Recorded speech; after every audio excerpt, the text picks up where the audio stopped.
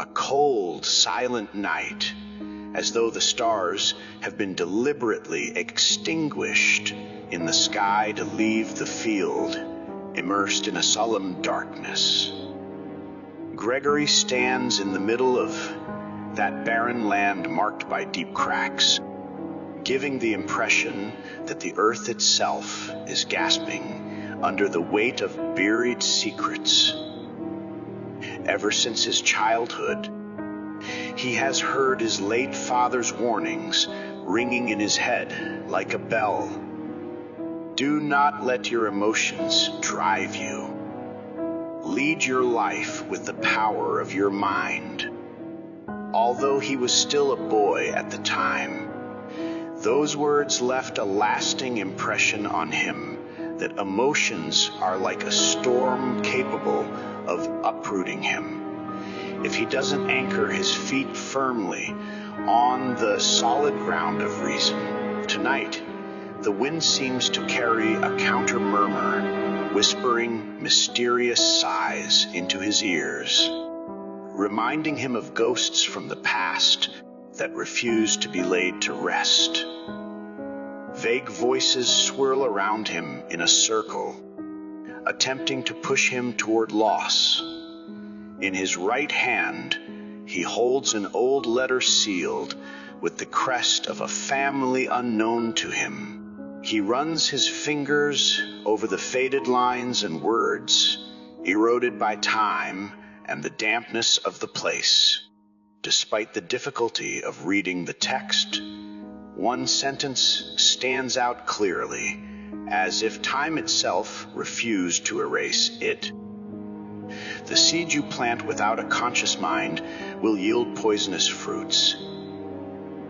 He feels a powerful throb in his heart, as if it's an internal warning of a hidden force lurking around him. He closes his eyes for a moment and recalls images from his childhood.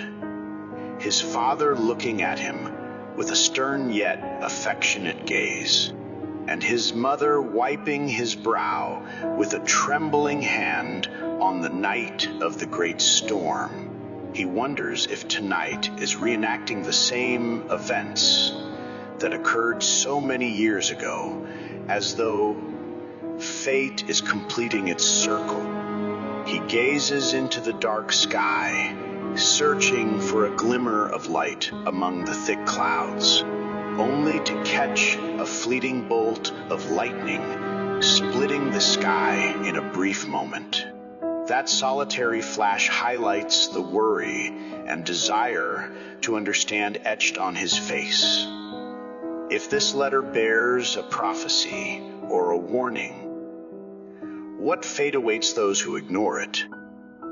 Will he be swept away by emotions that urge quick resolution? Or will he give his mind a chance to take control, just as his father advised?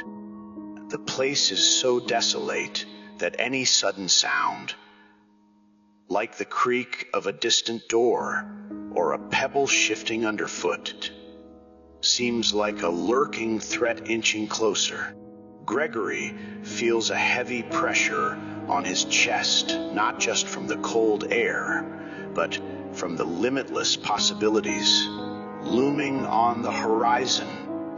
Could this field hold secrets capable of turning his life upside down? Or is it all just hallucinations woven by his anxious imagination? He runs his thumb over the seal on the letter again, trying to remember if he's ever encountered a similar symbol among his family's possessions.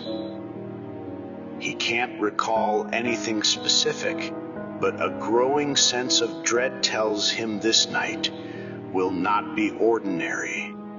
He repeats his father's advice in his mind.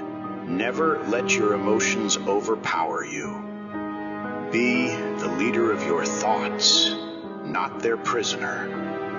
With this thought, he stands more firmly and looks out over the vast field before him, as if readying himself for an inevitable confrontation with the mystery that challenges him. Gregory remembers the night of the great storm 20 years ago as if it happened yesterday. He was just a small child when the sky began raging with thunder that shook the walls of a modest wooden house he lived in with his parents. That night, a bolt of lightning struck the field and burned a fair portion of the crops. He saw his father rush out into the darkness, wearing an old coat and holding a small axe that was hardly any protection from the lightning. He shouted in a voice blended with the wind and the thunder, "Keep your mind steady, and do not let fear control you."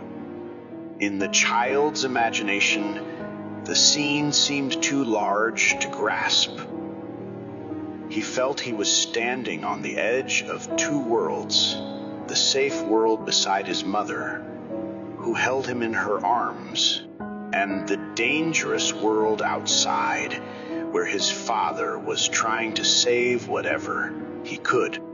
He can still recall how the rain poured down heavily, forming muddy puddles, and the house lights flickered out. His mother couldn't stop him from running to the window to watch his father vanish into the darkness. His father returned that night exhausted, as though his spirit had been burned more than the land itself.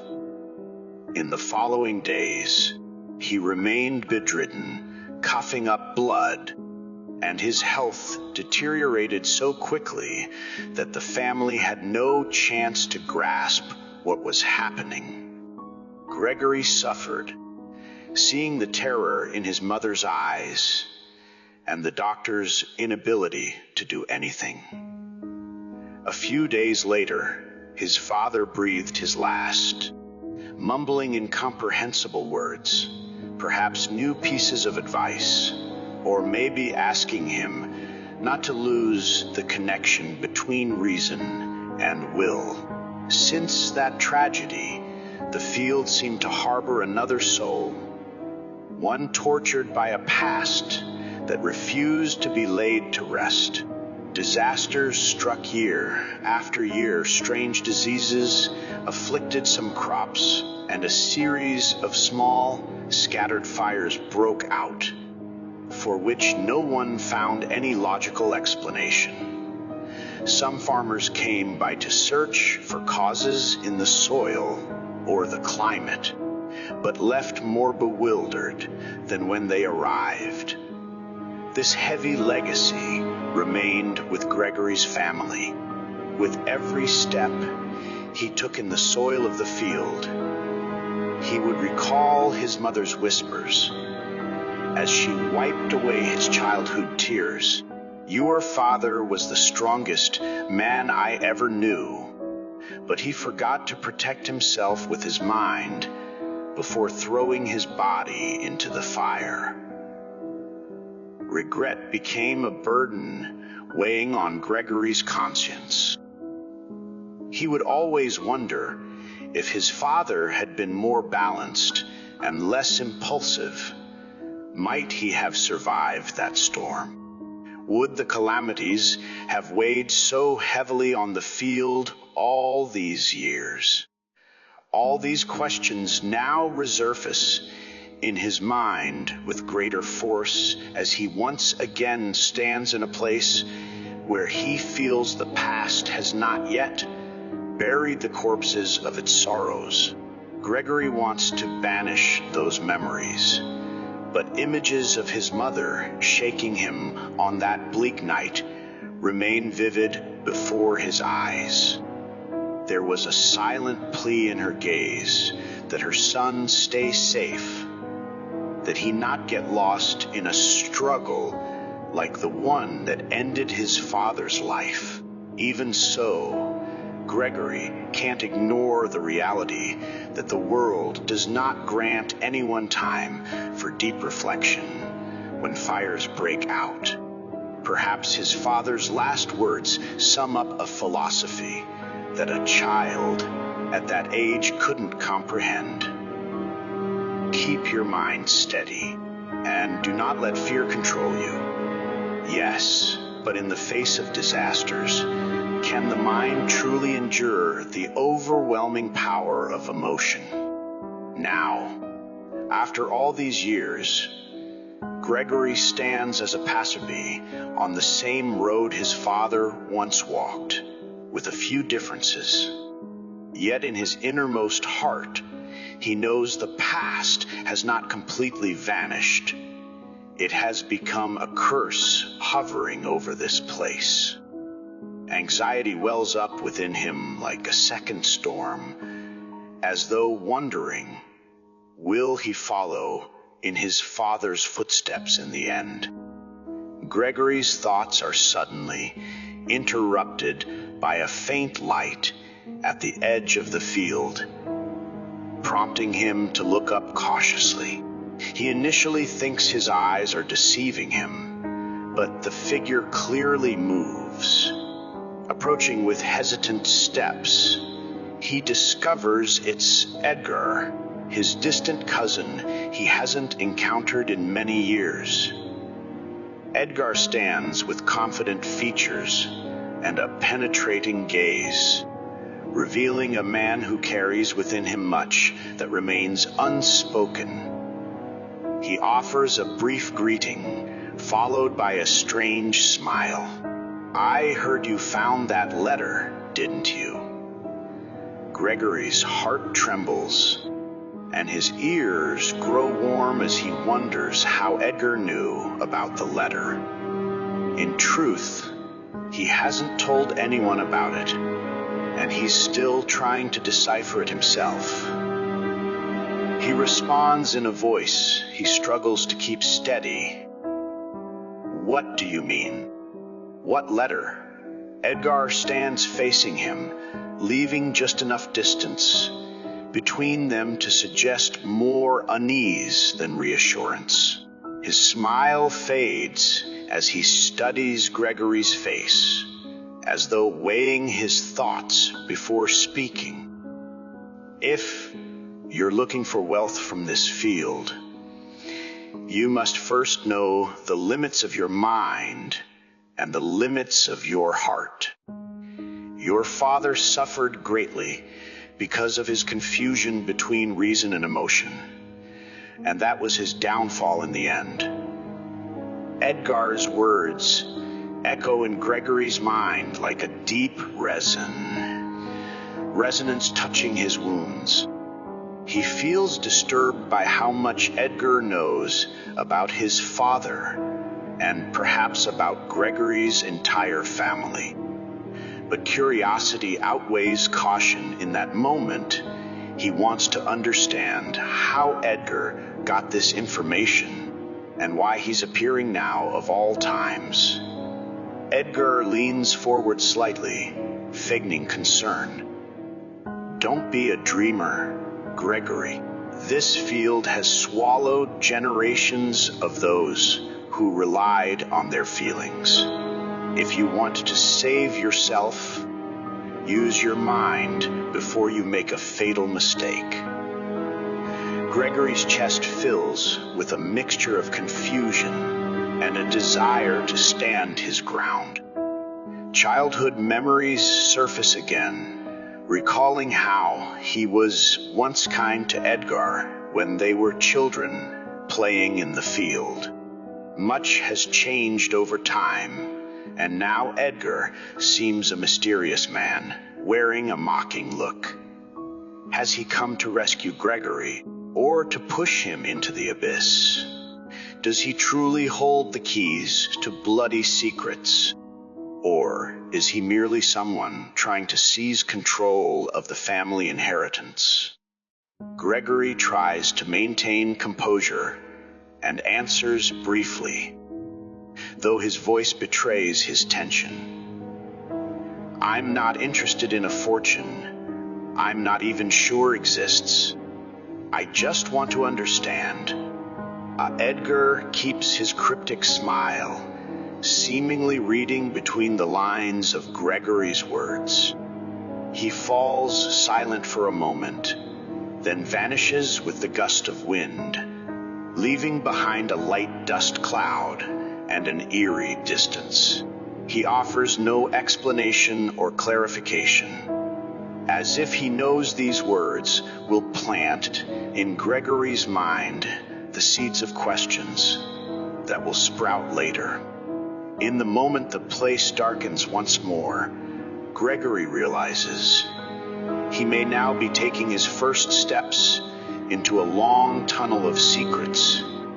Gregory returns to his wooden cabin on the outskirts of the field, his mind consumed by that brief encounter with Edgar. He has always considered the cabin a chosen exile, a retreat when life's troubles become too heavy. Today, he feels as though he's walking through a dark forest with no sign of a path. When he opens the door, he notices a paper carefully attached to its center. His heart skips a beat, for he hadn't expected anyone around his cabin. The paper is splattered with scattered ink stains. The words are unorganized. Yet one crucial phrase stands out clearly. Always remember, if you wish to plant hope, sow it first in your mind. False emotions destroy. The text cuts off abruptly, as though a hidden hand tore away or concealed the remaining words. Gregory picks it up cautiously and reads it over and over, trying to glean any additional clues. Is this paper a continuation of the old letter, or is it a separate message bearing a different sort of warning? Who put it here, and why now? Dozens of possibilities race through his mind. Maybe Edgar left it, or maybe someone else who knows about the family's past and the secret of the field. Or it might be an attempt to push him toward uncovering a truth possibly greater than he can handle. This idea sends a chill from his head down to his feet, as if an invisible danger is closing in. He traces the edges of the paper, studying its broken phrases. The words hope and false emotions recur, mirroring the same theme that has haunted him since childhood. The mind versus a burning emotion. What false emotions must he beware of? Is the warning pointing to greed that might lead him to ruin, or fear that could plant cowardice within him? Or perhaps another kind of emotion, unknown yet, could be the real force behind Edgar's appearance and these puzzling questions. He pulls up a wooden chair and sits, contemplating the paper for a long while. He realizes he has only half the truth. The old letter speaks of a seed and a conscious mind, while this new note speaks of hope and false emotions. How do these scattered pieces connect to form a coherent picture? Maybe he needs to dig deeper in other places, continuing his quest for the rest of the letter or its unknown author. He mutters to himself audibly, "What is this land hiding? And why do all these warnings revolve around the question of the mind confronting emotion?" The echoes of his question bounce around the cabin's narrow walls, but he knows the answer won't be found there. He must move forward, even if it means facing a bitter past or a new conflict with his relatives or within himself. He begins packing a small bag with some tools and a flashlight, as it seems the night will not end quietly in the cabin. Something deep inside urges him to go out again to seek the truth in the darkness of the field, ignoring his inner voice that begs him to wait. The silence of the room is broken by the whistling of wind sneaking through the cracks in the windows, as if whispering, "Go, uncover the secret, but don't surrender yourself to blind emotion." Gregory shrugs off the aura of anxiety and clings to what remains of his composure. Deep down, he knows the next step might change his future forever. Gregory finally decides to break through the barrier of fear and curiosity that has accumulated in his chest. He heads toward the old storage room adjacent to the cabin, where time-worn shelves and small rooms hold items belonging to his late father, along with remnants of a past he barely knows. He brushes away the dust clinging to the storeroom door with difficulty. He has rarely used it in recent years, and presses the iron handle, which releases a worrying squeal that seems like the groan of the place itself. Inside the storeroom, Gregory sweeps the beam of his flashlight over old boxes and tin containers. In a dark corner, he spots a small iron box with a thin layer of rust. He feels a vague sense of unease. He has often wondered what secrets that box might hide, but the dread of discovering the truth always held him back. Now, his father's words from an old journal he once read encourage him. Every precious piece of information needs the key of the mind to uncover it. He approaches with measured steps and opens the box's lid, finding it not empty as he had feared.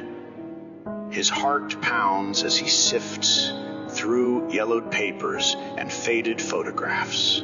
The soft rustle of paper under his fingers intensifies the feeling that he is on the verge of uncovering a major secret. Suddenly, his fingertip touches something small and metallic. He carefully extracts it, a rusty key that had been tucked beneath the box's lining, as though it were hiding from time. He wonders if this is the very key of the mind his father once spoke of. Once more, the image of his father comes to mind, a man with stern features but eyes radiating warmth. He recalls the many times he saw his father jot down observations about the land and its nature, and he wonders if this box and its contents are part of those unfinished writings. He tightens his grip on the key, then points the flashlight toward a small lock on the side of the iron box. He tries inserting the key, noticing it fits perfectly, as though it were crafted specifically for this place. He turns the key with some effort until he hears a faint click.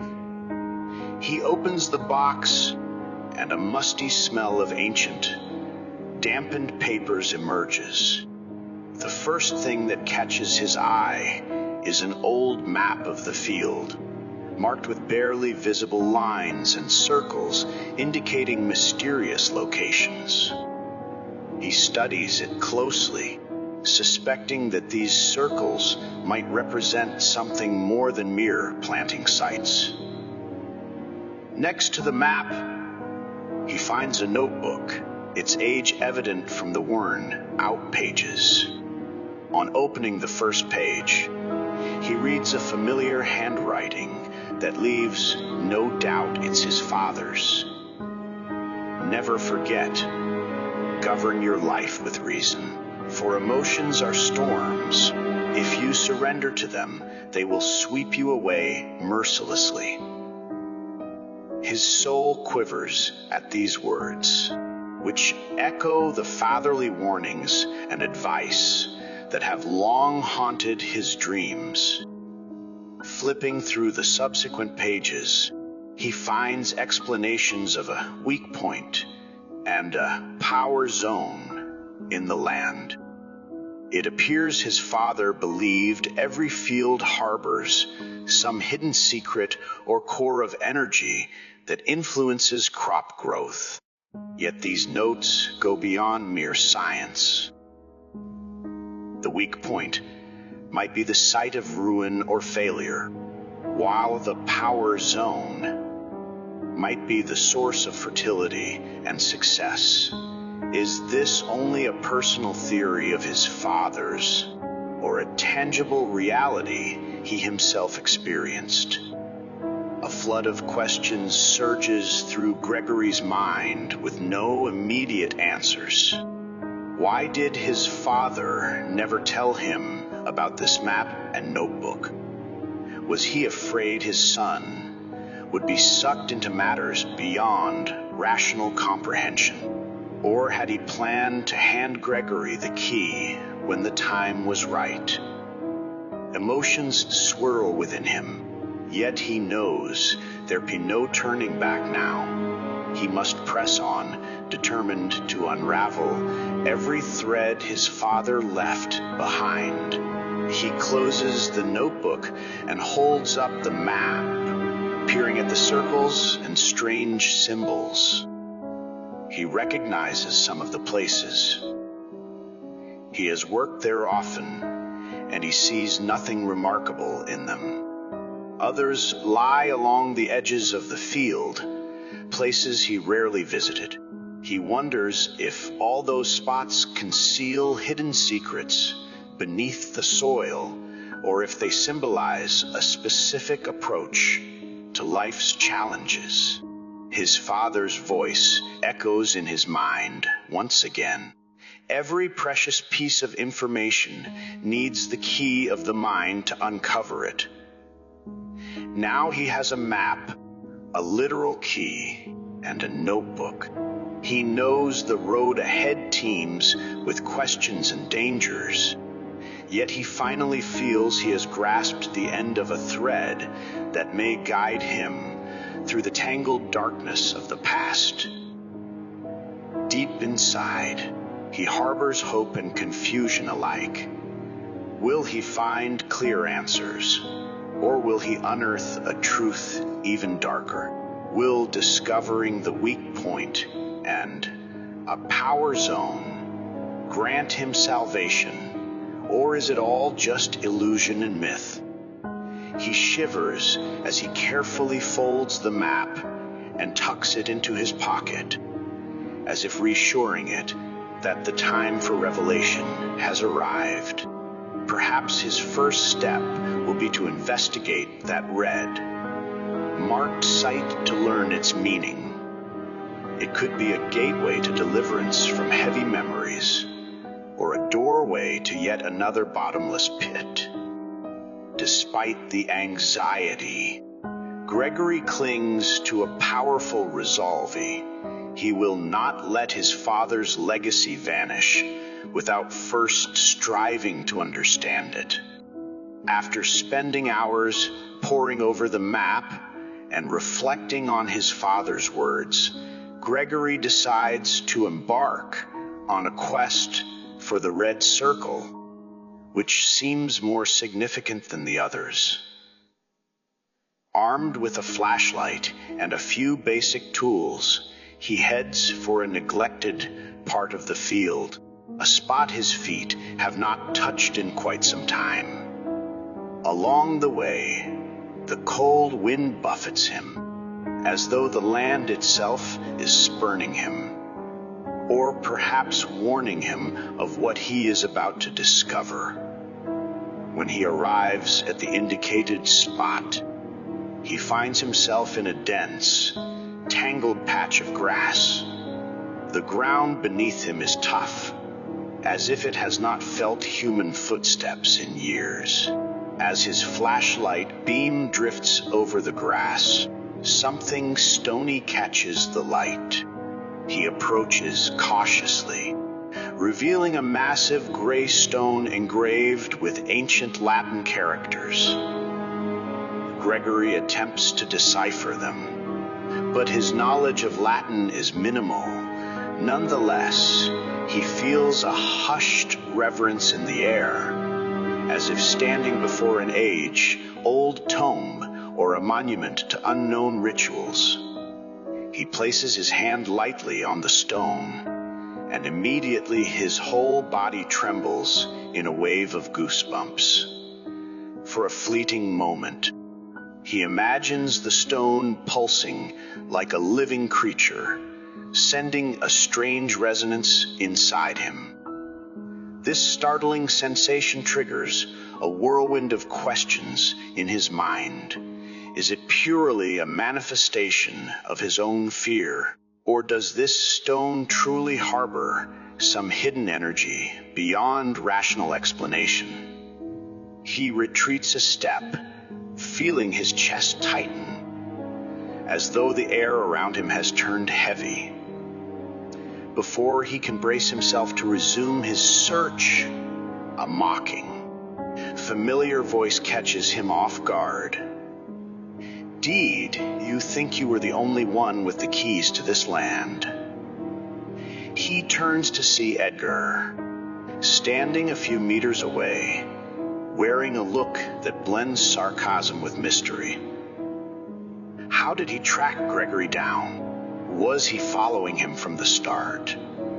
Gregory tries to mask his alarm as he croaks out, "What are you doing here? Why are you following me?" Edgar steps closer, smiling with the pleasure of unsettling Gregory. "Your mind will betray you if you don't control your emotions.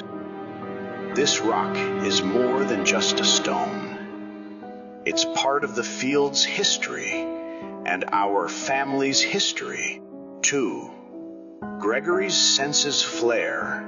1,000 questions flood his thoughts about Edgar's relationship to the hidden secret of this place. Does he also possess a map or a notebook like Gregory's? And is it mere coincidence that he appears right now? Or is it all part of a more elaborate plan? Gregory realizes this confrontation is anything but fair. Edgar seems more confident and more familiar with the land's secrets than the one who legally inherited it. Yet despite his confusion, Gregory remembers his father's words of caution. Never follow your emotions, especially fear. Let your mind think calmly.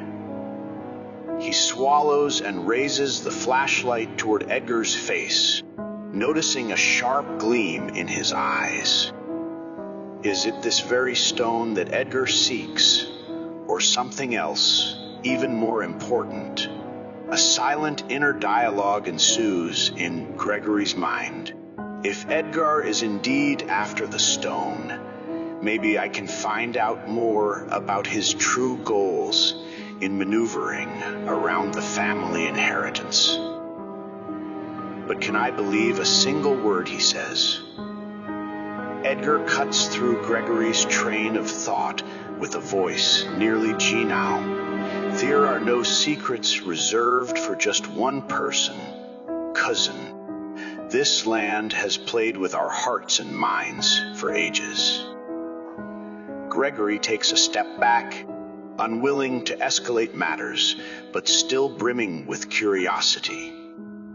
He returns his gaze to the stone, and then to Edgar, waiting to see what Edgar intends to do. It seems Edgar knows Gregory's hunger for answers, relishing this chance to keep him guessing. As a cold gust of wind sweeps past, Edgar briefly shuts his eyes in a pensive gesture, then smiles slightly from the corner of his mouth. That map in your hands may lead you to more than you think. But remember, if your emotions get out of control, they'll end up controlling you. And then you'll wish you had never discovered anything. He leaves Gregory by the stone, walking away with calculated calm, leaving behind another flurry of nagging, disconcerting questions. Is he really offering help, or leading Gregory into a larger trap? Soon enough, Gregory will have to decide how to respond, keep himself composed with reason, or be swept away by intimidation and fear. Gregory remains where he is after Edgar leaves, trying to gather his thoughts. His mind replays recent events like a swiftly rolling reel, finding the map, the iron box, his father's counsel about relying on reason, and two mysterious encounters with Edgar in quick succession. The chill settles into his bones, yet he persists in wanting to learn more. He is about to depart, but is compelled by curiosity to examine the stone once again. Gently, he runs his fingertips over the Latin engravings, wishing he could understand their meaning. At that instant, his father's voice resurfaces in his mind, as though speaking to him from an indistinct, far-off place. Don't let your emotions overtake your reason. Patience is your refuge.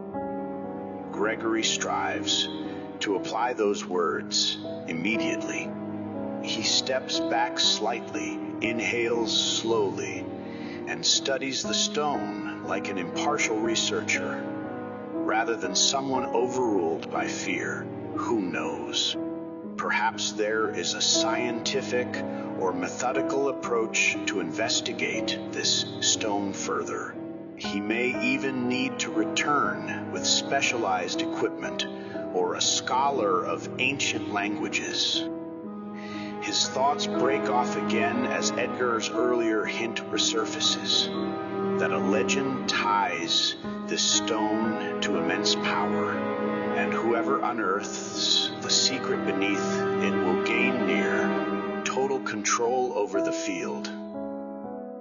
Such a notion resonates within him. If such power truly exists, he could save whatever remains of his family's heritage and clear the debts that have piled up over the years. He might also break free from Edgar's meddling once and for all, perhaps even restoring the standing his father lost on that ill-fated day. Yet another voice within him whispers, what if it's merely a myth, or an even darker curse that drags you into a ruin from which there is no escape? Hope and fear spar within his heart. A solitary beam of moonlight reflects off the stone, magnifying his sense of awe. The legend offers him glimpses of possibility. Money, power, self-affirmation, and finishing what his father began. Yet the path is tangled with brambles. The possibility of sacrificing inner peace, lurking dangers, and the risk of losing his moral compass should unchecked ambition drive him too far. A shiver runs through him as he recalls Edgar's caution. You might lose yourself if emotions guide you. Gregory grasps that reason is his only bulwark against plunging headlong into a maelstrom of destruction. He has no desire to replicate his father's plight, wherein emotion and storm merged without the anchor of rational thought. Pulling his coat more tightly around himself, he decides to return to his cabin and contemplate matters more calmly. The real struggle, he senses, has not yet begun. Perhaps Helen holds different perspectives than Edgar, or there could be other papers that shed light on the family's past and its link to this stone. Making his way back, his father's voice echoes again, emphasizing the role of wisdom. Emotions are storms. If you surrender to them, they will sweep you away mercilessly. Gregory feels himself at a crossroads. He makes no hasty decisions, though he knows beyond doubt that this field harbors what could unravel his mental stability if he does not face it with a rational mind. Gregory returns to the cabin exhausted, whether from his explorations in the field or the inner battle raging between his mind and his emotions. Yet he is startled upon entering to find Helen, Edgar's sister, standing in a corner of the room, quietly and with a hint of apprehension. She is of average height, with gentle features marked by an evident calm, although Gregory senses an enigmatic energy beneath that poised surface. He regards her with surprise and mistrust. Helen, how did you get in? And what are you doing here? Helen sighs before stepping closer, her gaze conveying worry or perhaps pity. Her voice is measured. The door was ajar, and don't think I've come to spy. I'm here to warn you about Edgar. Gregory's brow furrows with insistent questioning. Edgar, and you think I need a warning about him? I've nearly seen his true colors. Helen takes a deep breath, as if slipping into a distant recollection. What you saw is not everything. Edgar has harbored his dark intentions since childhood, back when he first imagined seizing all that our ancestors left behind. He doesn't believe in a father's will or a mother's compassion. All he sees is the desire to possess.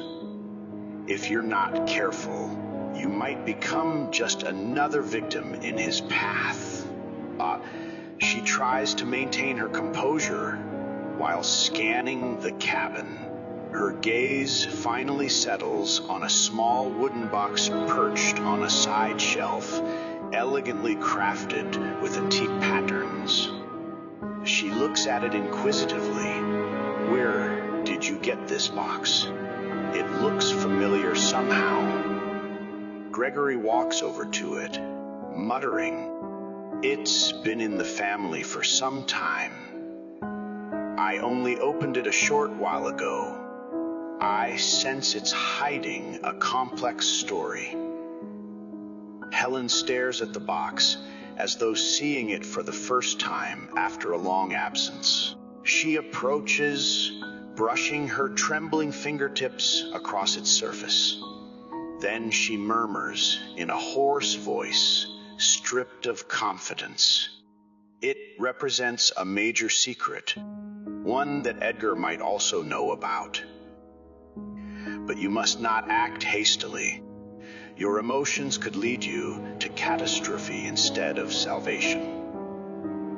Gregory wonders inwardly if Helen is being truthful out of genuine concern, or if she has goals as murky as her brother's. Part of him feels that she's offering a sincere warning. Another part suspects she's growing close so she can use him for a plan of her own. Yet he can't deny a subtle sense of honesty in her eyes. Life might have forced her onto a difficult path alongside Edgar. He speaks quietly, though there is an undercurrent of defiance in his words. If you truly want to help me, then why appear now?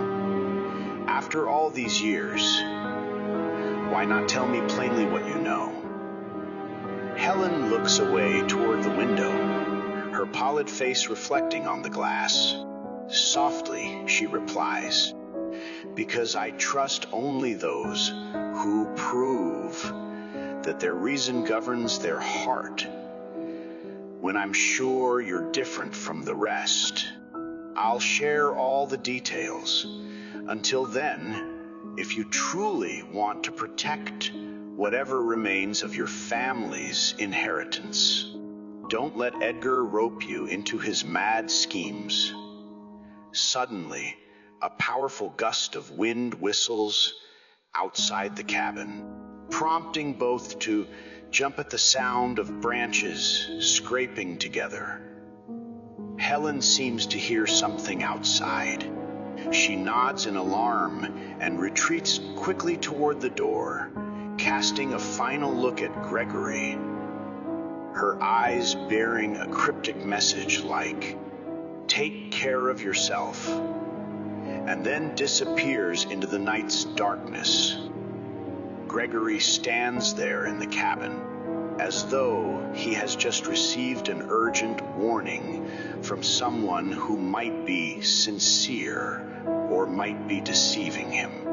He glances at the small wooden box, wondering if it holds the key to his redemption or to something more dreadful. Everything he has heard from Edgar and Helen has only increased the complexity of the situation. Their ties to this accursed field remain cloaked in mystery. Carefully, he lifts the box, a bitter smile forming in his thoughts. Who is truly leading me into disaster? And will I find inside a guiding light or a consuming flame? Before Gregory can question Helen about her motives and mysteries, he hears a vague sound outside the cabin that echoes like repeated knocking or the hurried footsteps of someone anxious. Helen's expression pales as she darts her eyes left and right, seemingly afraid that someone might appear at any second. She insists she must leave swiftly before matters worsen, then offers Gregory a final caution. Beware every step you take in this field. Edgar will try to outdo you at any cost. She then rushes out, leaving a fog of confusion and unease behind. Gregory closes the door tightly, as though frightened that prying eyes might invade his precarious world. He steps back inside, scanning the area for clues about who might have been watching them, but finds only a profound silence mixed with the stale scent of damp air. Once he regains some composure, he moves to the table where he placed the small wooden box. His mind fixates on one question. Why does Helen seem so certain there's real danger? Is her fear genuine, or is she playing a role in a larger drama? He opens the box more carefully this time, as though expecting a hidden truth might leap out and disrupt everything. His eyes lock onto an official-looking document, its edges yellowed with age, belonging to the great-grandfather. By the light of his oil lamp, he reads enough to grasp that the land has been mortgaged to the bank for generations, and a legal clause grants Edgar's lineage the right to reclaim or sell part of the field if the heirs default on their debts. With shaky hands, he flips flips to the subsequent pages. A series of images flood his mind. His father enduring financial crisis he kept hidden, likely to protect the family from the shock. The picture grows clearer. Edgar's presence in Gregory's life is no accident, legally. He has grounds to intervene in the property of the field. Yet lingering questions remain. Is Edgar moving so confidently because he genuinely wants to save the land and transfer it to safe hands? Or does he have purely selfish intentions? A new thought flashes in Gregory's mind. Is everyone obsessed merely with financial gain, or are deeper emotions, like a lust for power or vengeance, driving this entire struggle? He suspects that simple legal rights are insufficient to explain Edgar's fervor or Helen's warnings.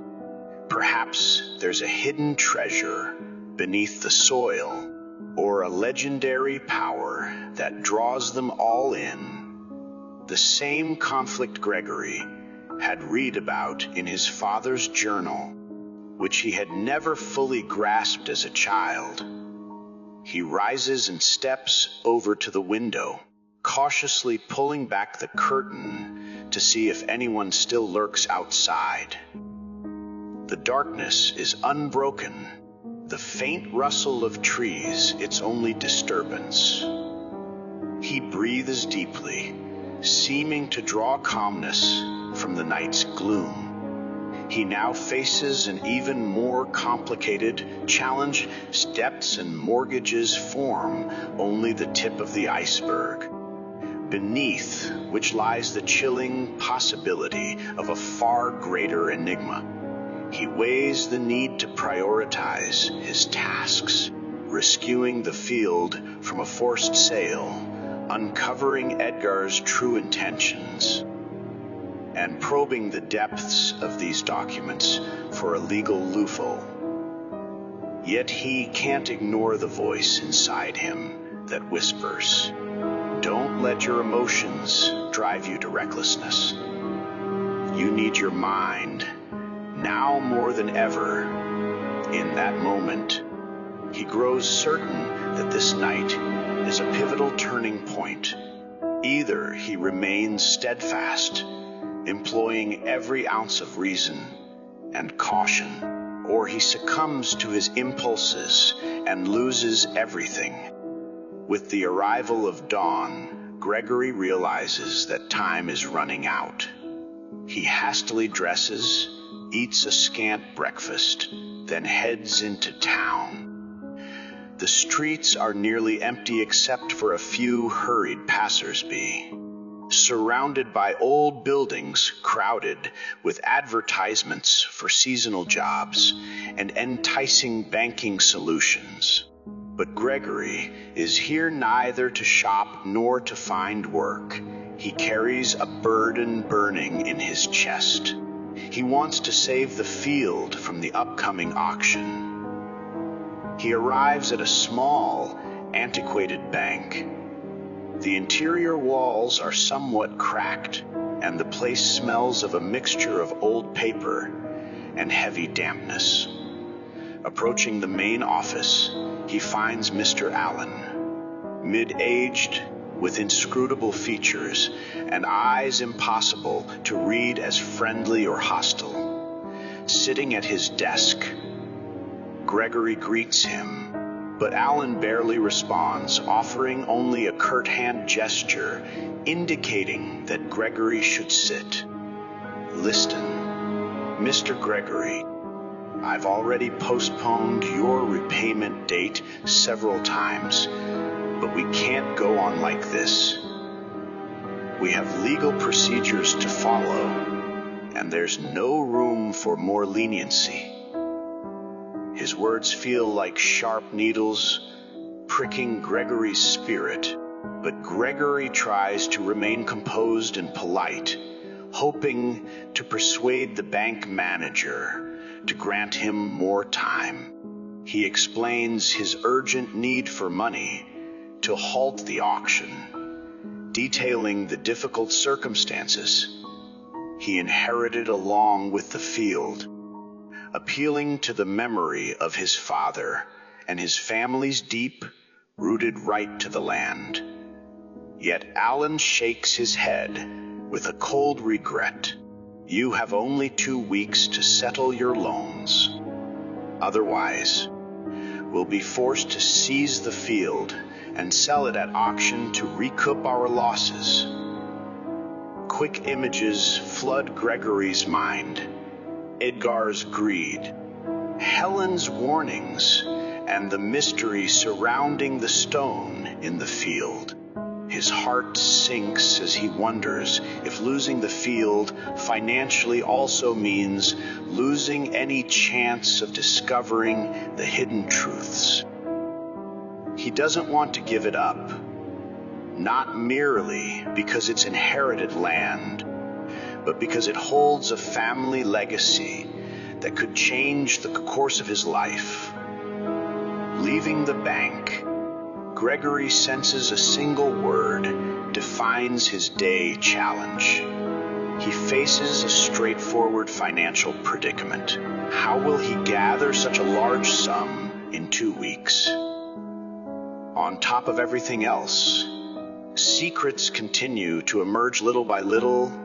The stone, the manuscript, Edgar's ominous presence, and Helen, who hints at helping him, though under vague conditions. Amid the chaos of these thoughts, Gregory feels a sting of discouragement. Should he let time and fear dictate his decisions and surrender the land to avoid debt? Or should he risk chasing a murky opportunity, one possibly offered by legends, manuscripts, or ancient wills?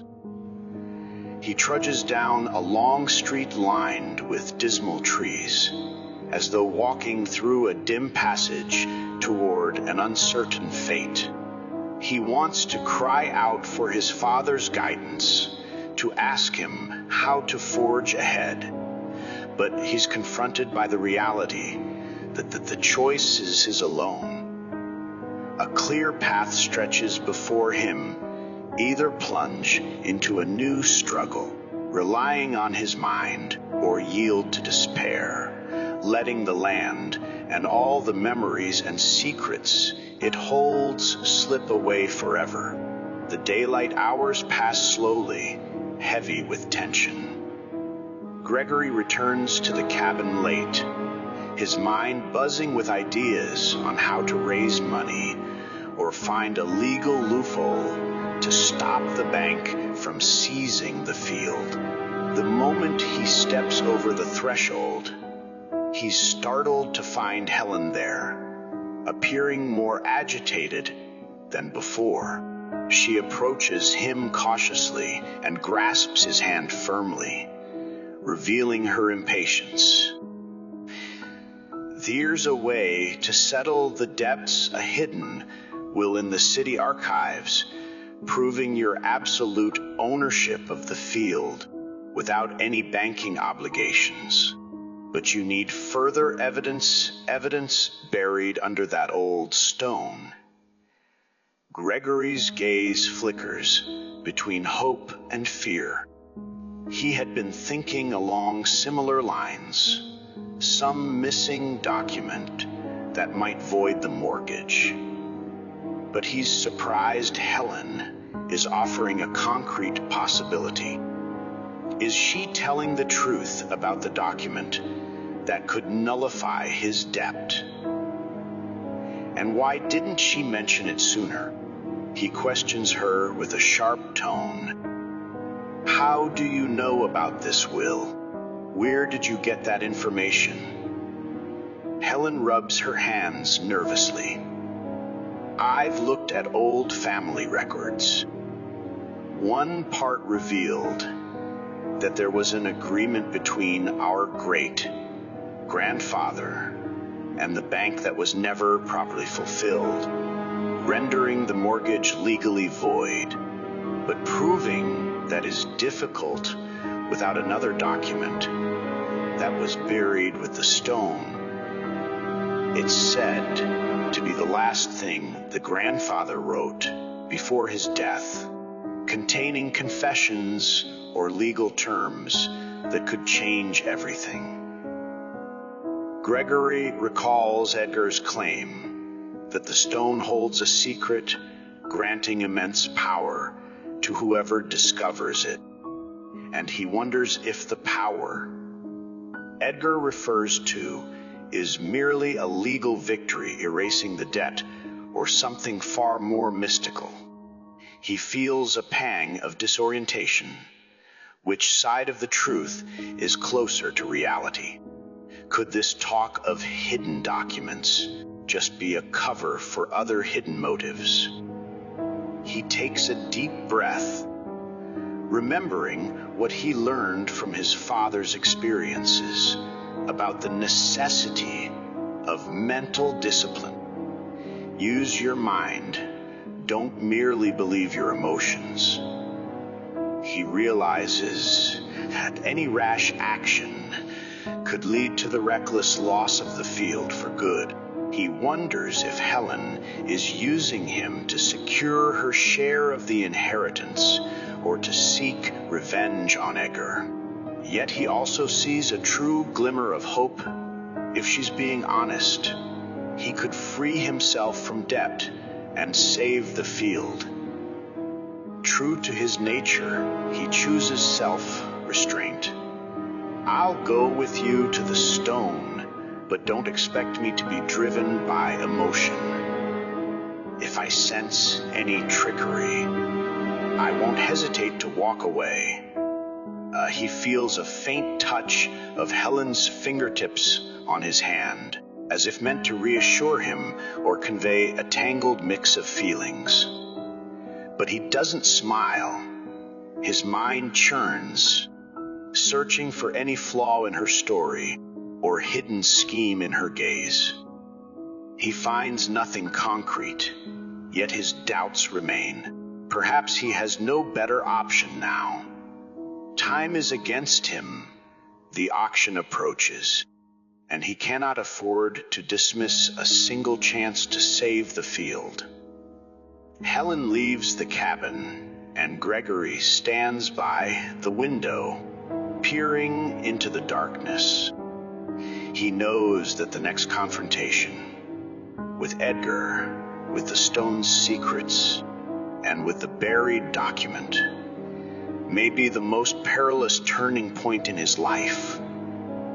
That night, he can't stop echoing the same internal warning. Do not let your heart outrun your mind. Every step must be calculated. Under the cover of darkness, Gregory decides to sneak out to the stone without attracting attention. He and Helen have agreed to meet at midnight, both preferring to keep their plan hidden from Edgar and any other watchful eyes. Gregory moves cautiously through the field. The moon is veiled behind dark clouds, and the air is eerily still. A tense atmosphere hangs over the place, as though the land itself anticipates a dramatic unfolding. When he reaches the stone's vicinity, he spots a faint light ahead. Helen is already there, standing utterly still, glancing repeatedly over her shoulder as if fearing an unpleasant surprise. He approaches her, and she casts him a brief, anxious, and guarded look. She motions for him to hurry, apparently. A sound is coming from beyond the small hills. But just as they prepare to search around the stone, Edgar appears, like a manifestation of darkness itself. You thought you could hide something from me. If there's treasure here, I'm the one who deserves it first. His words strike like a sudden slap. A long shadow trails behind him in the feeble light, amplifying the ominous aura around him. Gregory glances at Helen, seeing her momentarily flustered before she steels herself. As for Gregory, his nerves scream in his mind. Do not act rashly. Think. Edgar advances on the stone, scrutinizing its engravings and symbols as though realizing he's at a crucial juncture. He begins frantically digging with a metal rod he brought. Helen tries to pull him back. Stop, Edgar. There could be real danger beneath this ground. You don't know what you're doing. But he shouts in a frenzy. I don't care about danger, only about seizing power and the documents. I won't let any opportunity slip away. Gregory stands there taut with anxiety. His mind urges him to retreat, fearing that some chasm might open or an explosion might occur if the legend proves true.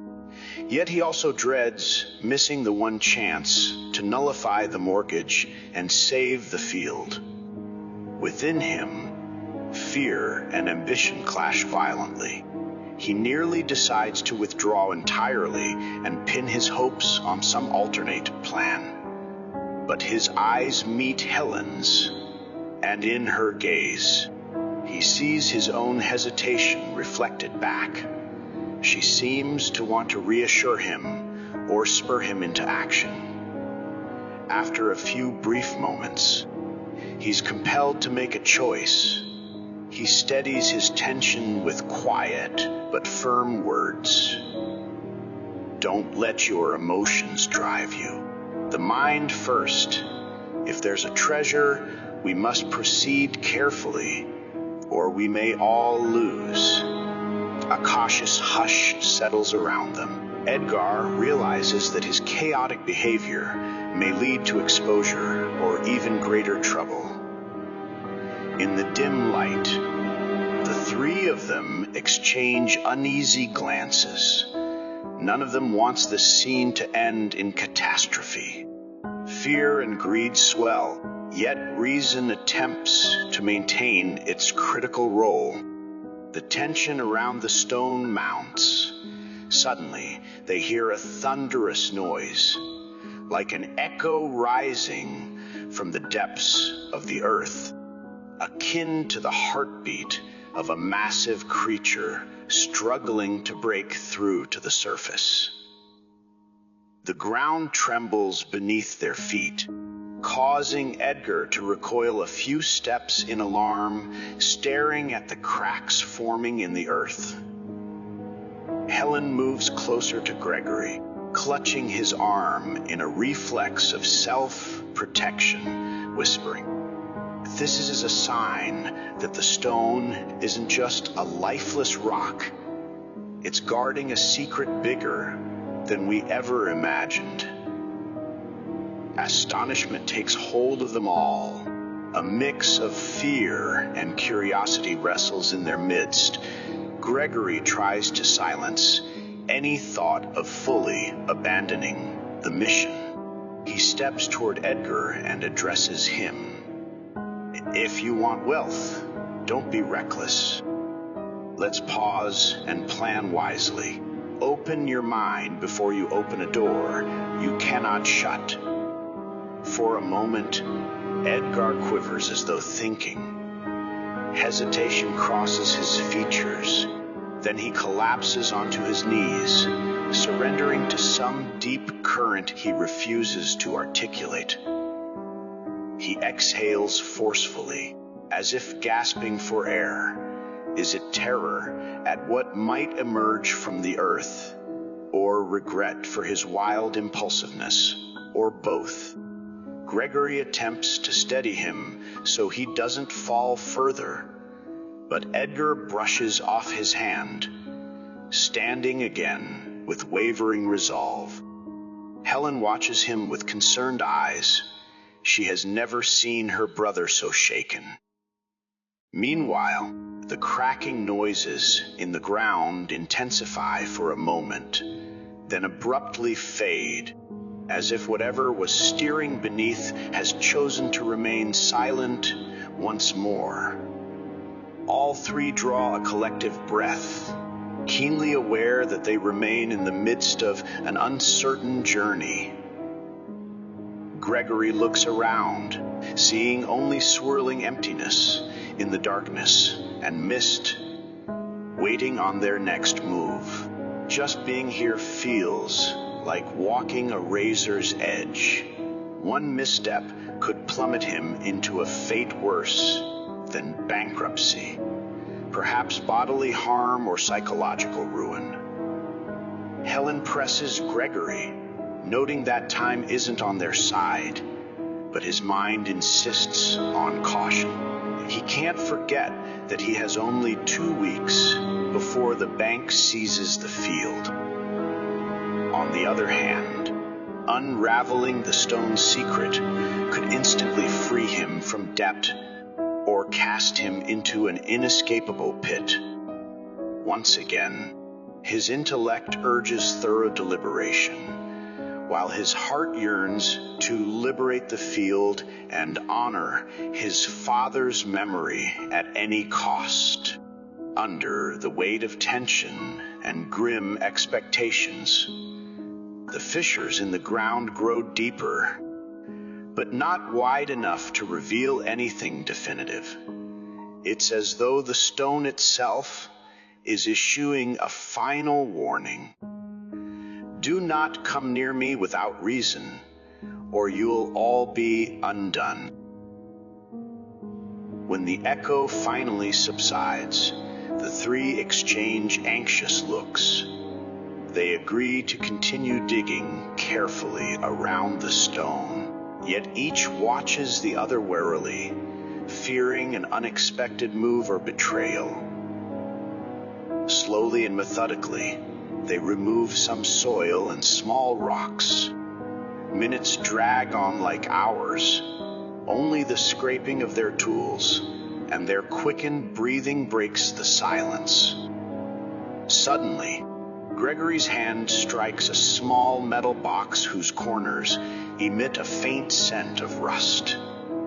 Helen's eyes widen, while Edgar, drained yet eager, leans forward. They lift the box out of the narrow hole and set it on the damp ground. Helen regards it with trembling fingers. Is this the box holding the document that'll save you from the bank, or the one that unleashes a curse we can't endure? Gregory regains his composure and inspects its tiny lock. He notices a keyhole matching the spare key he's carried since finding the first box in the storeroom. With some effort, he turns the key until he hears a faint click just before the metal lid opens. Their hearts pound in unison as they peer inside. A yellowed manuscript bearing an ancient seal and a key smaller than the first.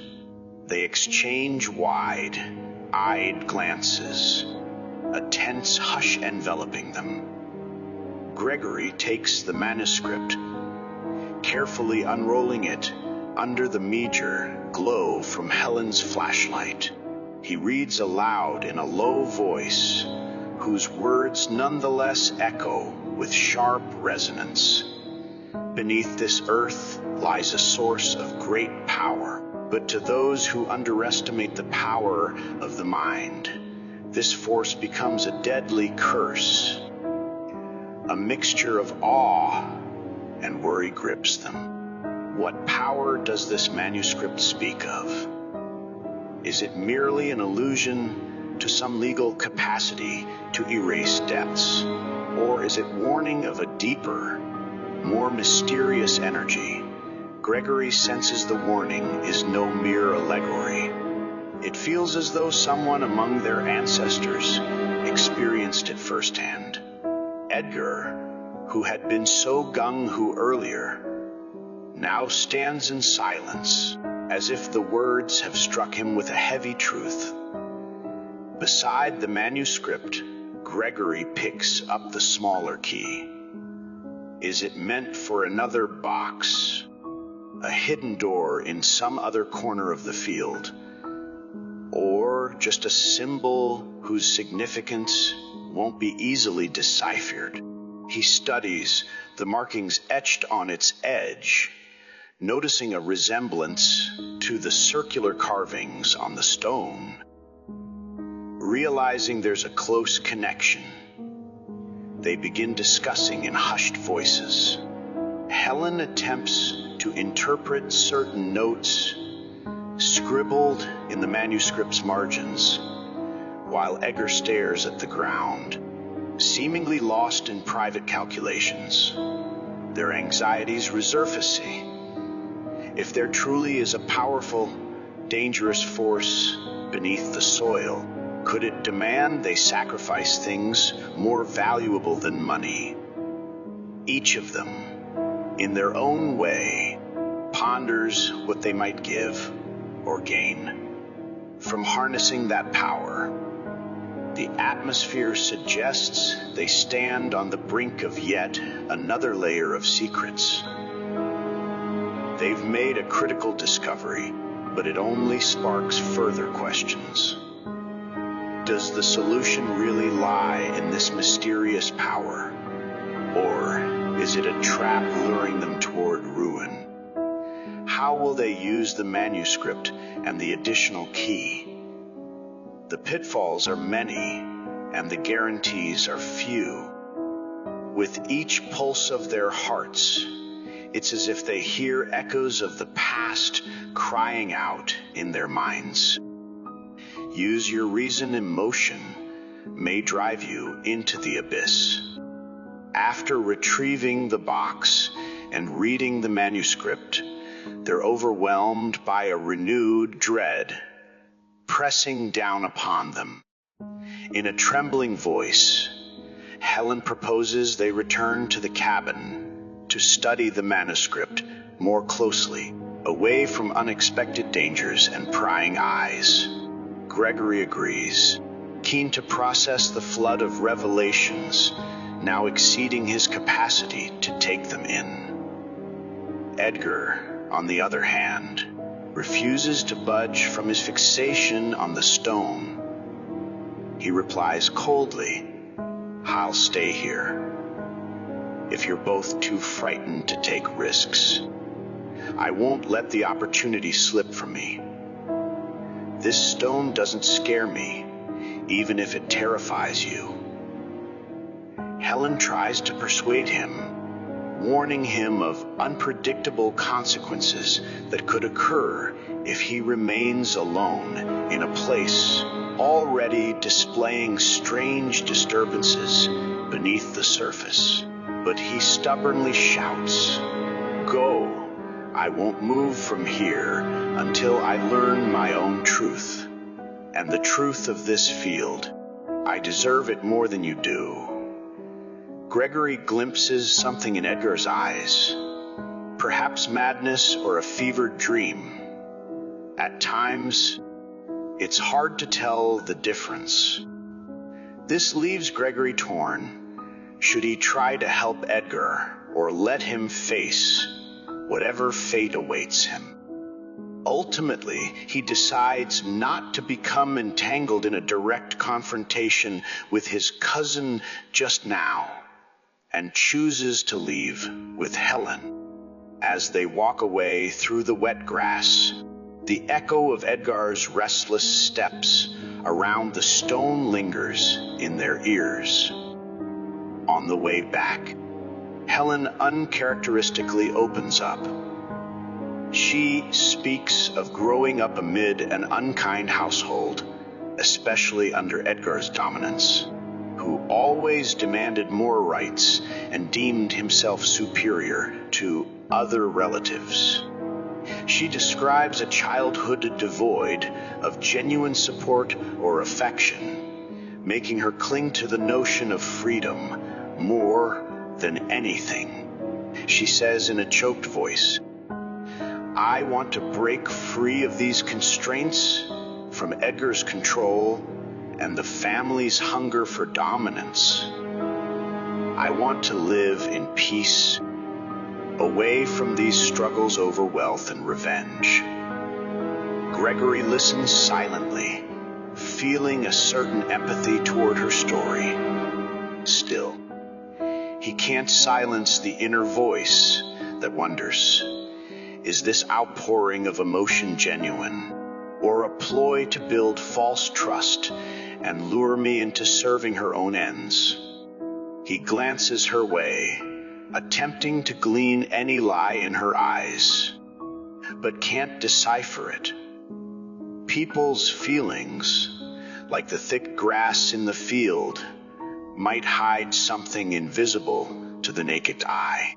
They drift into a passing exchange about the manuscript, speculating whether it might set conditions to free the field from foreclosure and fulfill Helen's hope of escaping Edgar's grip. Gregory senses the threads of the story tightening, an ancient will, a stone brimming with inexplicable secrets only understood by blending reason with some faith in the unknown. Personalities torn between greed and deliverance, and banking documents that threaten to strip the land away. At the end of their walk, they arrive at the cabin, their clothes damp from the dew. Helen looks up at the sky, sighing as if bidding farewell to the dying night. She asks Gregory whether he has any questions about her confessions. He hesitates, then answers that she's already given him enough confusion, and he needs to focus on reading the manuscript and figuring out how to use the smaller key. Their shared glance reveals the deep tension between them. Neither fully trusts the other, yet each needs the other to confront a situation that no single person can wholly grasp. And so the scene gathers its papers, people, and feelings in a tangled tableau. Helen longing for freedom, Gregory fighting to preserve his inheritance, Edgar possessed by the idea of limitless power, and the stone pulsing beneath the earth like some cryptic heart. Through it all, Gregory is haunted by the ultimate question: who here is truly sincere, and who is poised to devour the others without mercy? Can reason prevail in this labyrinth, or will everything be turned upside down under the weight of emotion? Gregory arrives at the cabin with Helen, both overwhelmed by fatigue and tension. They gently place the manuscript on an old wooden table, bringing over a lamp in the corner of the room to illuminate the fine symbols and mysterious lines written in faded ink. Helen flips through the manuscript with trembling hands, and Gregory feels as though each page hides a galaxy of secrets. Among the lines, he notices geometric drawings and strange mathematical references, as well as philosophical passages that clearly discuss the human struggle between mind and heart, and about a wisdom possessed only by the few sages who can harness the field's power to their advantage without falling into a trap. Helen begins reading in a softly anxious voice, as though afraid something hidden within the cabin walls might hear her. He who offers his heart as a sacrifice for power will reap only destruction. But he who employs his mind to grasp the truth shall become master of this land. Gregory follows the text with keen eyes, sensing that these words are not mere rhetorical phrases, but a stark warning interwoven with ancient knowledge about the field's energy. At that moment, he spots something written in finer handwriting in the margin, with even more careful brevity. The greatest test to diffuse your emotions when you are but one step away from your dream. He reads this phrase again and again, envisioning countless possibilities. Would he be compelled to abandon his desires to save the field, or might he find a way to reconcile his ambition with a steadfast mind? He realizes that the manuscript's words are like warning shots piercing both his heart and mind, urging him to be cautious and to protect his reason from being swept away by the allure of power or vengeful urges. At that point, Helen lifts her gaze from the page and meets Gregory's eyes, seeing in them an urgent question. How can he proceed while recognizing that this warning could become a deadly weapon if ignored? She whispers in a voice not devoid of pleading, "Be the master of your mind, or you may tumble into the abyss." Gregory swallows hard, feeling a tightness in his chest. He knows the lines in this manuscript are too genuine to dismiss, each word carrying historical significance and moral weight. A short silence follows, so quiet he can almost hear their breathing. Then Gregory sits gazing through the cabin window, wondering what the near future holds in store. After a long, weighted silence, Helen's eyes rise to Gregory, who has been watching the dim morning light seep in through the window.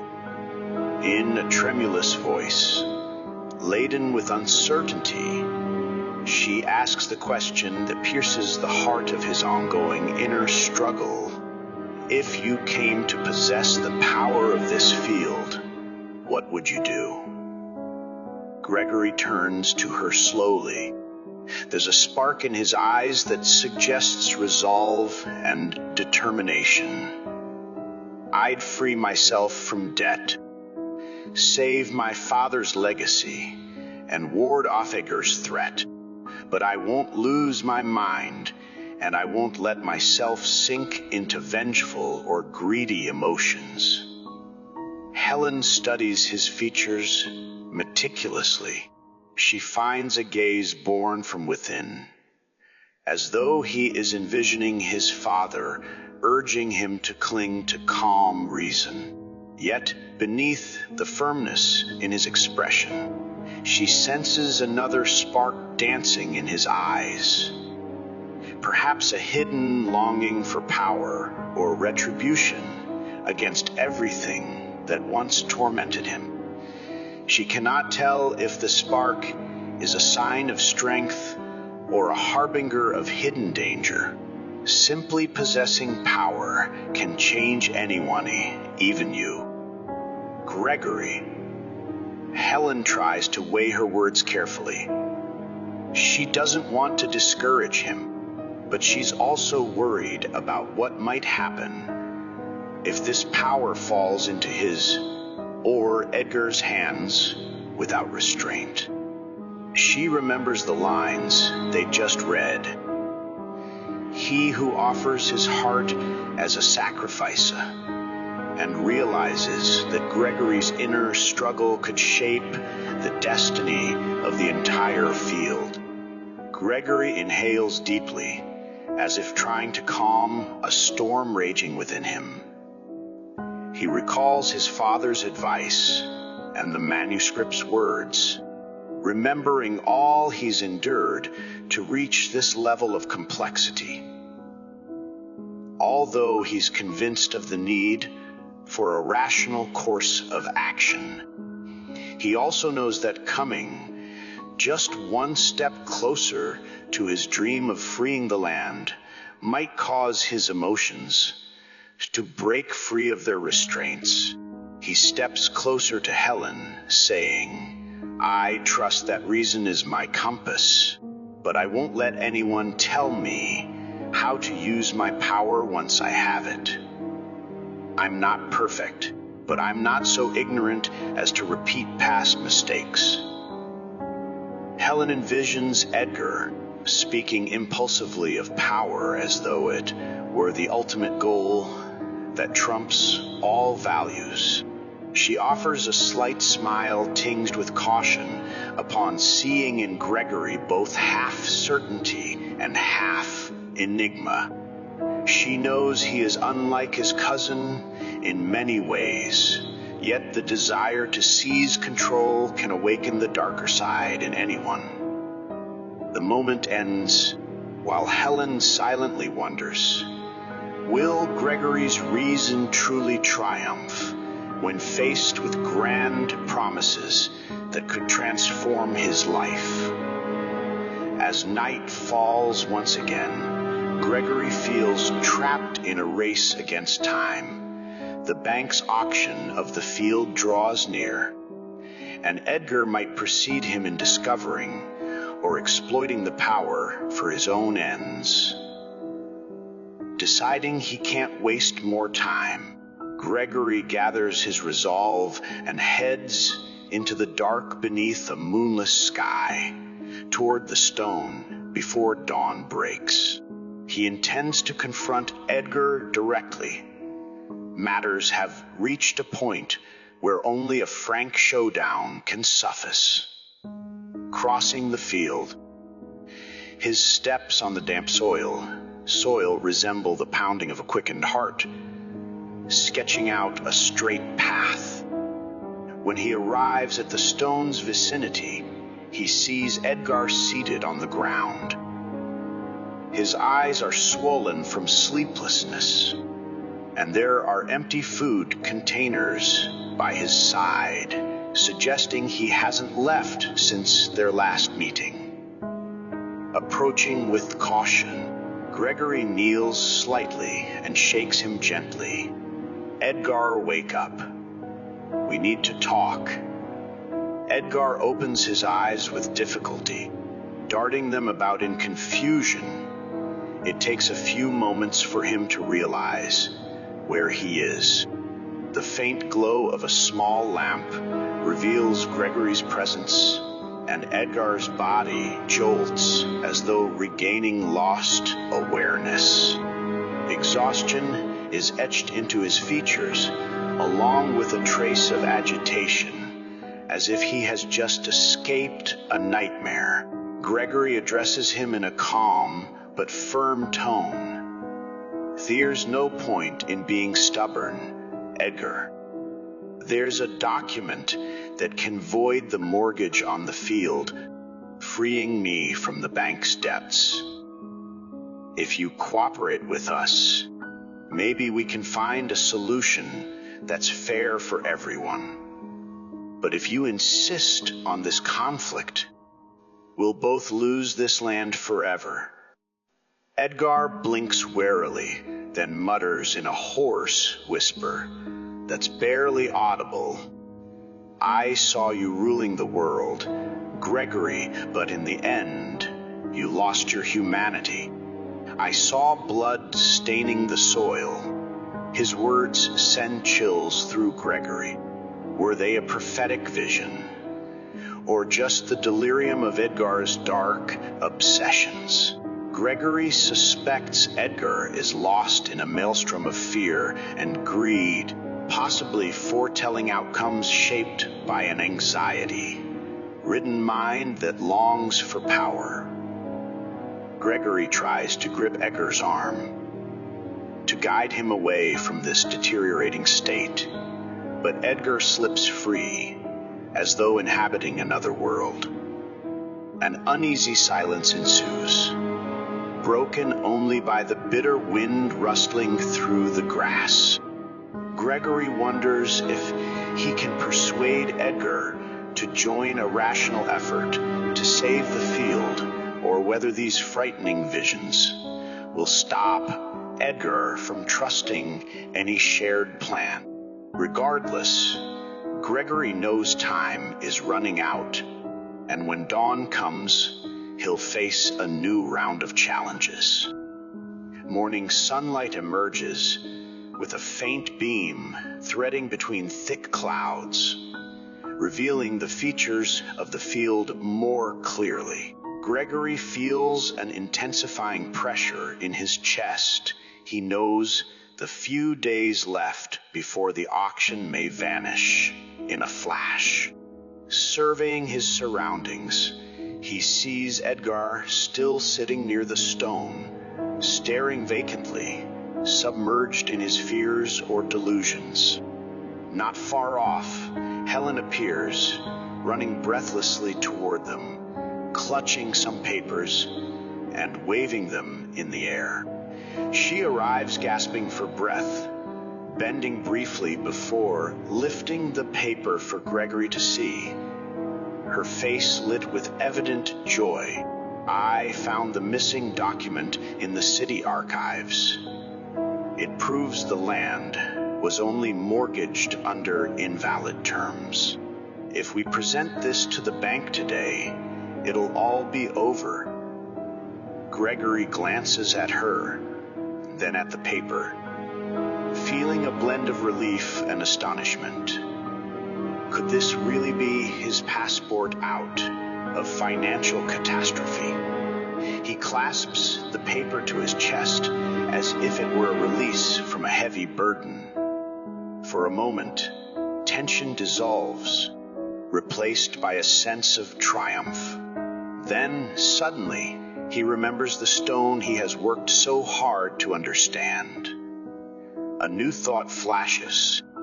What if the stone grants him power, not only to save the field, but also to shield himself from any future crisis? A different gleam appears in Gregory's eyes as he turns to Helen, then casts a wary look at Edgar and the stone. What about the stone of power? Won't it give us a greater chance to survive the challenges that lie ahead? Helen's voice quivers with urgency and concern. Don't let greed consume you, Gregory. If you go too far tying your fate to some obscure power, you could lose yourself at any moment. Remember your father's advice. Use your mind first, and don't let emotion trick you into thinking more power is the only solution. Her words echo as a final plea to a mind on the brink of being ensnared by grand ambitions. Helen openly desires the field to be liberated, but she doubts any incalculated leap into unfathomable secrets.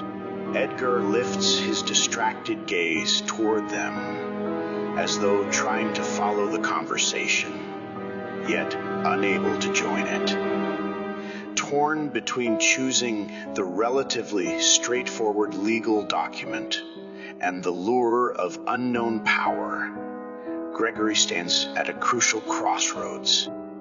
He must decide quickly, either submit his legal papers to the bank or continue investigating the stone's mysteries. Heedless of all warnings, that tense morning, Gregory's hand rests against his chest where he has stowed the paper.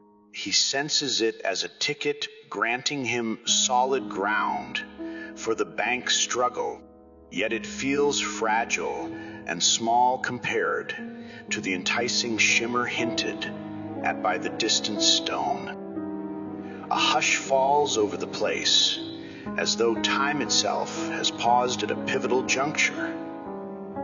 Gregory glances at the document in his hands, then lifts his gaze to the stone, while Edgar watches him with eyes clouded by inner conflict. Helen stands just a few steps away, her feelings a mixture of hope and apprehension. Everyone knows that Gregory's decision will shape the ending of this story. He grips the document tightly, pressing it to his chest like one clinging to a final lifeline. With a few steps away from the stone, he announces his choice not to venture deeper into its menacing secrets. He feels the horizon open up as the sun slowly rises, casting a pale glow across the field. Edgar stands trembling, as if he never expected Gregory would withdraw halfway, and calls out with a choked voice, "Is that the end of the road? What if there are even greater fortunes waiting for us? We'll all regret leaving this chance behind." Before Gregory replies, Helen places a compassionate hand on Edgar's shoulder and speaks in a tone colored with regret and resolve. Unbridled emotions often lead to the abyss. We chose to let reason guide us. As for you, the decision is yours. Her words reverberate through Edgar's veins. A struggle surfaces on his face, torn between a desire to plunge into the stone's darkness and a dread of paying a steep price. Gregory watches him through faintly teary eyes, then turns toward the rising sun. He raises the document high, as if presenting it to the world, a clear statement of his path. "I'm going to submit this document to the bank. I'll keep the field and begin real cultivation, grounded in work and reason. As for the stone's secret, there's no place for it if it means devouring our humanity." In that moment, Edgar collapses to his knees. A single tear falls from his eyes onto the soil, fraught with envy, regret, and disappointment. Gregory's heart pounds heavily, but he feels a warm rush through his limbs. The warmth of a decision rooted in his father's enduring counsel. Rule your life with your mind, not with your feelings. Soon, the sun's rays pierce the clouds, bathing the field in enchanting light, as though offering a hidden signal that the ordeal is at an end. Gregory knows he has triumphed by escaping the illusory promise of power, refusing to sacrifice his reason on the altar of runaway dreams. He concludes his struggle by adhering to reality and legal documents, leaving the stone's deceptive allure behind. At the story's close, he walks back to the city, the field's papers in his hands, with his father's words echoing in his ears. Rule your life with your mind, not with your feelings. With that choice, one chapter, laden with trials and fears, comes to an end, paving the way for a new one defined by determination and hard work. Far from the illusions of power, fueled by unbridled emotion. Moral of the story: Gregory comes to see that true power does not lie beneath the soil or in grand promises, but in the discipline to balance heart and reason. Every shortcut that tempts us, be it hidden treasure or unchecked emotion, can erode our humanity if we fail to govern it with clear thinking. By slowing down to think instead of rushing headlong into ambition, Gregory keeps hold of his father's wisdom and the real inheritance the field represents. The reminder that genuine success grows only where deep reflection meets day by day effort. Psychological insight. Ground yourself in reality. Ask whether you see life as it is or merely as you wish it to be. Pause before you leap. A deliberate pause often prevents irreparable mistakes driven by emotion. Respect your inner stories. We inherit many narratives. Know which ones empower you and which ones entrap you. Accept imperfection. Ambition is healthy, but not if it costs you your ethics or well-being. Value hard work. Real stability comes from steady, thoughtful labor, not magical solutions. The greatest harvest stems from planting seeds of mindful devotion, where reason keeps passion in check. By choosing rational perseverance over illusions of power, we, like Gregory, discover a deeper, more enduring form of success.